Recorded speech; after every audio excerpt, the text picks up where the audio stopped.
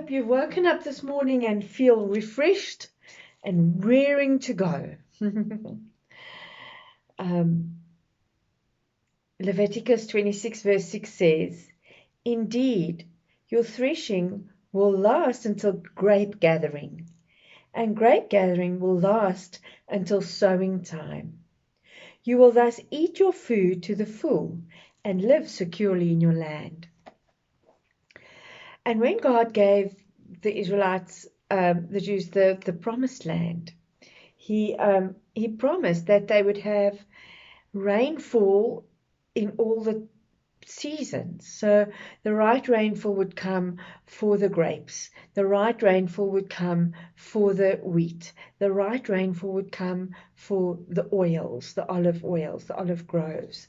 And God promised that they, as long as they kept the covenant with God, they would then get all these things, the right rainfall and the right times of dryness, because that's also important. You don't want too much rain. You know, anybody who's tried to grow tomatoes and it's a rainy season and they become sort of waterlogged, it's a problem. Tomatoes like water.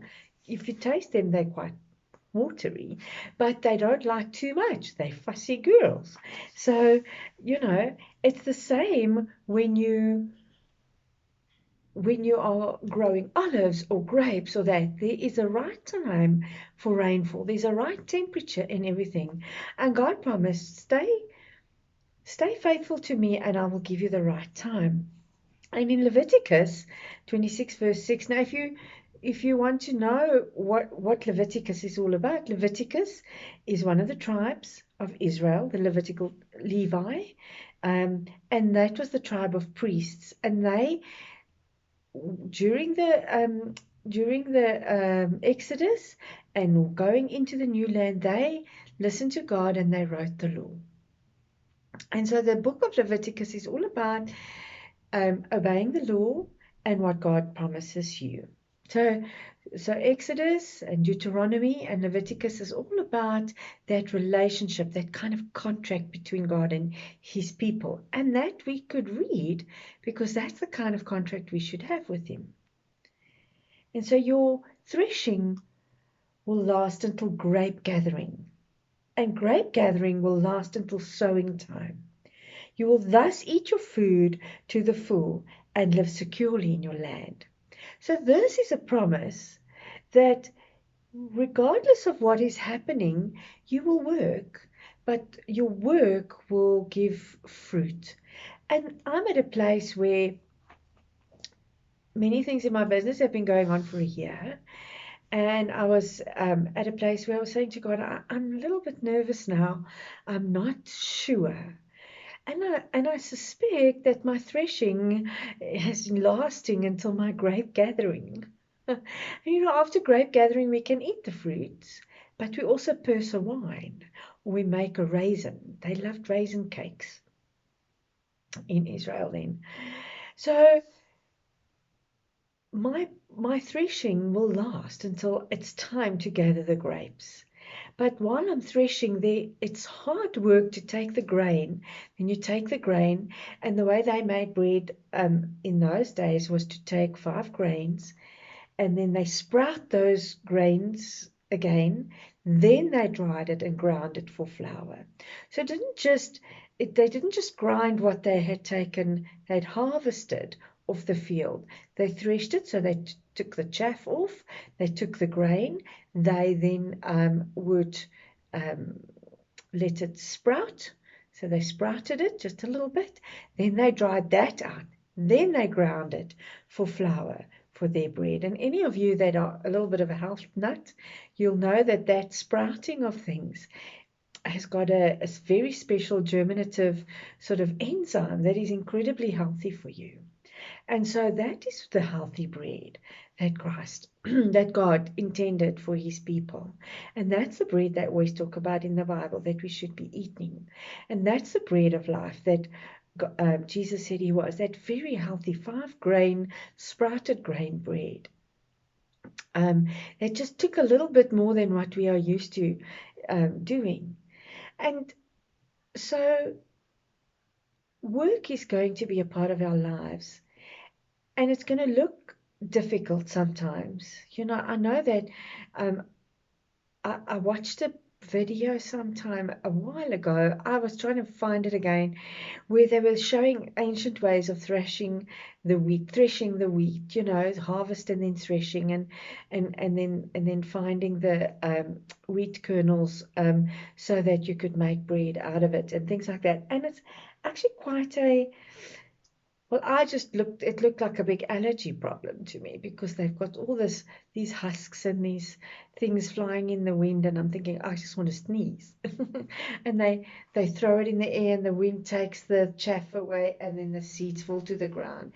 And that's important, because that's what they want. They want those seeds. So there's going to be work, and there's going to be times when you have to work and work and work until a time comes where there's a fruition time, a time when it comes to finish. That part of the work is finished, and then this part of the work must begin. Think about it, think back in your own life what you have had to endure, and the times when you thought there was nothing, and then all of a sudden there were times of plenty. But then the season changes again, and then there's this time of waiting, because while the things are out in the field, you actually have to wait a while.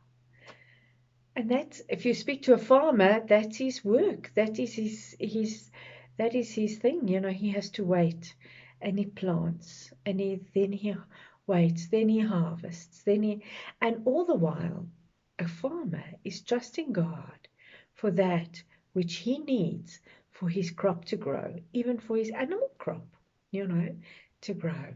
He's trusting God for his animal crop, that there are no foxes in the hen house, And so that's where I'm at the moment, and I'm wondering how many of you are actually there. We're going into winter, and actually my body likes the hibernation idea. I think I'm part bear because I'm like trying so hard to wake up in the morning and trying so hard to stay awake and not to finish the things that I started in the day. But as we grow and as we have peace with God, just know that your work does not ever go in vain. Your work for good, of course, does not ever go in vain. He honors us because he loves us so dearly. So I hope you found this comforting today, because I really needed to find this piece of scripture, and I really needed to understand it. We've had a tough few months, tough year behind us, and there's still scares and waves and things happening, but I sense that the world is getting up again, waking up. It's the giant of industry. Again, I believe that us small businesses, if we hold hands and we stand up, we can really make a huge difference in what's happening in the economy. So for those of you who work for big corporate, thank you for carrying a very large burden for such a long time. Stay faithful and stay focused. For those of us who have decided to be entrepreneurs and run small businesses, good luck. And that's not a good thing to say when you're a Christian, but I'm saying when we are Christ's, we have salvation and strength. And I hope that you have people around you that will help you stand up and stay standing. For those of you who are working in either of the sets of industry, work with excellence. I think that's what it is. Hard work needs to pay dividends. That's what God promises. So work with excellence, and I pray that it is seen, because that's sometimes a problem. So we're going to be on a threshing floor for a while until the grape harvest comes. But both are valuable. Have a wonderful day, and we'll speak again tomorrow.